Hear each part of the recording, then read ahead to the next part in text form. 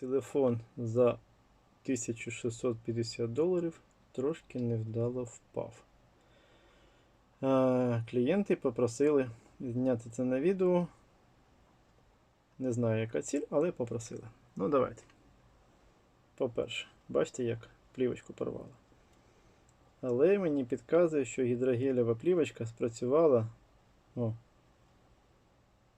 Значить там все окей. Давайте подивимося. Гідрогелєва плівочка це взагалі порівняно зі склом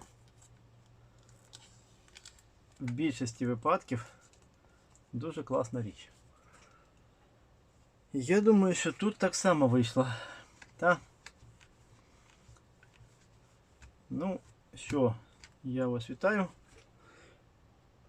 Бачите, стало тепер блікувати. Обійшлось маленьким переляком. Тоді що? Тоді поклейка нової гідрогелєвої плівочки і що там у нас? Заспокійливо клієнта. Якось так. Майте на увазі, що це мій особистий досвід ремонту телефонів, що гідрогелєва плівка в більшості випадків рятує краще, ніж захисне скло. Вона має свої недоліки, якщо, наприклад, дешевий сенсор, як тут в телефоні, відбитка пальців, може не спрацьовувати. Якщо дорогий, то буде спрацьовувати. А так, в принципі, в більшості випадків вона рятує. В даному випадку у нас S25 Ultra, так званий камерафон. Бачите, яка дура. Скільки камер. Ну, буде жити.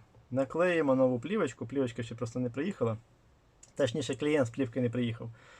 Клієнт поїхав за плівкою. Але, ну, тут так. Я не знаю, куди воно летіло. Камера фокусувалася на плівку, треба. Але бачите, якийсь там бруд чи що це, я не знаю, куди воно падало. Було цікаво, вижило і добре. Будьте обережні зі своїми телефонами. Наразі традиційно дякую за перегляд, вподобайку, підписки, коментарі. Слава Україні! І до зустрічі!